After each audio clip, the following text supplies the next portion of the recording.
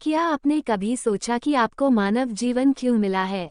क्या आपने कभी एकांत में ये सोचा कि आपको मानव जीवन क्यों मिला है? महाभारत में युधिष्ठिर के एक प्रश्न के उत्तर में भीष्म पितामह ने कहा, मनुष्य से बढ़कर कोई नहीं।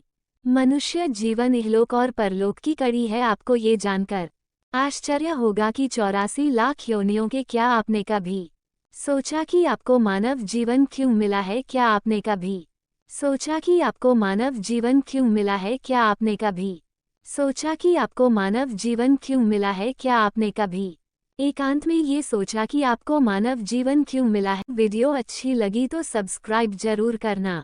योनियों के बाद हमें मनुष्य जीवन मिलता है और संसार के सभी प्राणियों में मनुष्य ही सबसे श्रेष्ठ है। इसकी वजह मनुष्य में सत्य व असत्य का विवेक कराने वाली बुद्धि का होना है। लेकिन इस धरती पर हम दुनियादारी के चक्र में ऐसे फंस जाते हैं कि हमारी बुद्धि सीमित दायरे में ही सिमट कर रह जाती है। हम सांसारिक सुखों को ही सब कुछ मानकर उसमें लिप्त रहने में ही अपना सौभाग्य और अपने जीवन की सफलता समझते हैं। यही गलती हम कर जाते हैं, क्योंकि इसके बावजूद कोई भी व्यक्ति ये दावा नहीं करता है कि वो पूर्णतया सुखी है। सच्चाई यह है कि हमें सामान्य मानव जीवन के उद्देश्य की पूर्ति के लिए निरंतर प्रयास करना चाहिए। ये सच है कि अपने व अपने परिवार के भरण पोषण की जिम्मेदारी हमारी है और हमें इसे हर हाल में निभाना चाहिए। क्या आपको ये मालूम है कि आप कहाँ से आए, आपको कितने दिनों या सालों